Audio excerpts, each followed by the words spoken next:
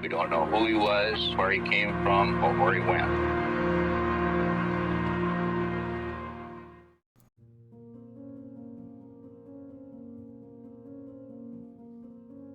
It's 11:30 p.m. on November 24th, 1971, and 22-year-old Jean Babitsky is heading home after leaving work. She's driving east down Lewis River Road, a winding country road connecting the towns of Woodland and Ariel. The weather outside is typical for this time of year in the Pacific Northwest. It's about 40 degrees and there are light rain showers in the area. So given the late hour and these dreary conditions, she is shocked to see a man on the side of the road walking the opposite direction.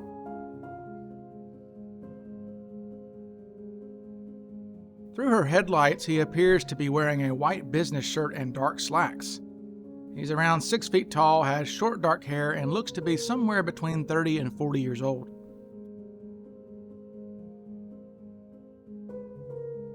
When she gets home, she tells her parents about this peculiar incident, explaining that she was so startled by seeing the man that it caused her to lock the door as she passed him by.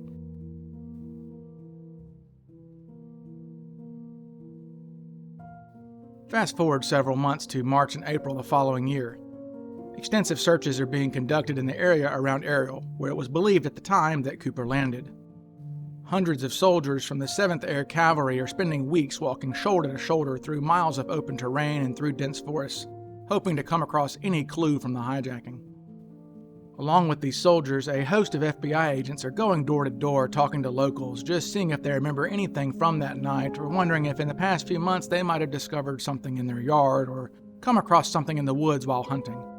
Eventually, they come across Harold Babitsky, and he suddenly remembers the incident with his daughter from the night of the hijacking.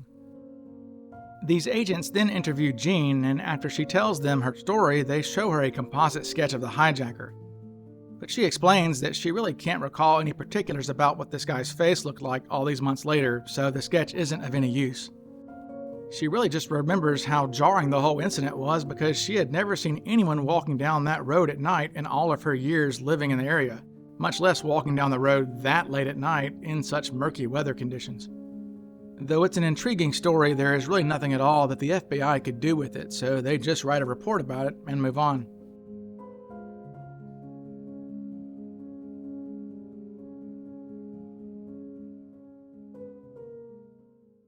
Okay, now that you know the story, let's consider whether this guy actually was D.B. Cooper. One reason that I am skeptical about this being Cooper is where the sighting occurred. If this were the hijacker, then it almost certainly means that he landed on the north side of the river. My personal research into Cooper's drop zone puts him landing south of the river, just a little east of the town of La Center. But of course, none of us can actually say where Cooper landed, so maybe he did land on the north side of the river. I just personally doubt it. My second reason for doubting that this was Cooper is just common sense. Let's pretend for a second that you're Cooper. So you've successfully made it to the ground uninjured, and now you have to hike back to Vancouver or Portland or wherever your car is. Or perhaps you just have to get to a phone and let your accomplice know where you are so he can come pick you up. And even though you think it's unlikely that the flight crew knew that you just jumped out, and therefore you're not expecting any law enforcement to be on the lookout for you in this location, you're still going to be pretty cautious, I think. So you then stash your parachute and the money bag in a memorable enough spot that you'll be able to locate it whenever you come back. Now, you begin walking, having ditched your coat for some reason.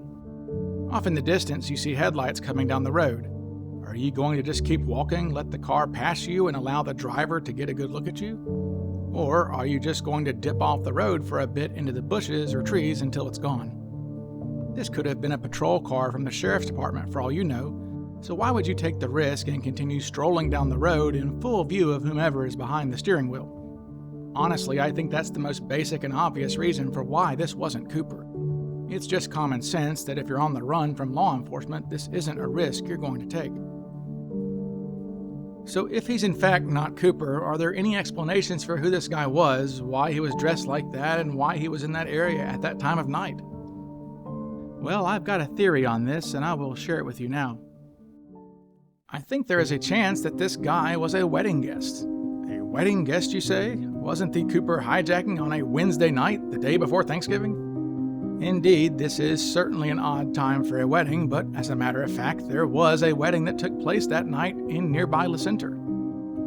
Now let's go back to what Harold Babitsky told agents.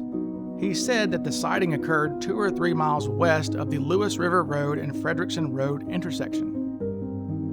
If you look at a map and check out what is 2 or 3 miles west of the intersection, you'll see the Lewis River Golf Course, which is where the wedding reception was being held that evening. Given that this guy was wearing a dress shirt and slacks, I think it's quite possible that this was just a wedding guest who had a bit too much to drink and was wandering around. Or maybe his car ran off the road after leaving the reception and he had to walk back to the venue to get help. Remember, kids, this is in the days before cell phones. But alas, nothing in the Cooper case is ever that simple. In Gene's statement to the FBI, it was written that the incident occurred just west of the Frederickson Road intersection. Well, what does that actually mean? I think using the term just before west indicates that it was probably pretty close to the intersection. If that were the case, it makes it more unlikely that this was a wayward wedding guest. But then again, her father was being pretty detailed when he said 2 or 3 miles west of the intersection, and he had to have come up with that figure from somewhere.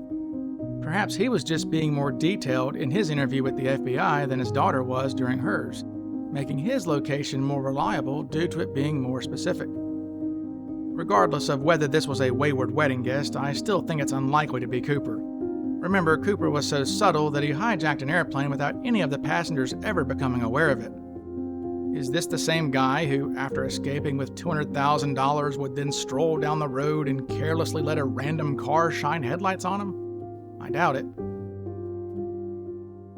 Sadly, as with most questions we have about the Cooper hijacking, we are almost certainly never going to have the answer as to whether this was in fact D.B. Cooper. But you guys let me know in the comments what you think about all this. And special thanks goes out to Cooperites Bill Rollins and Nikki Broughton for helping me out with some of the information contained in this video. Alright folks, well, that's all I've got for today, so like and subscribe and all that YouTubey stuff, and I will talk to y'all again soon. Bye.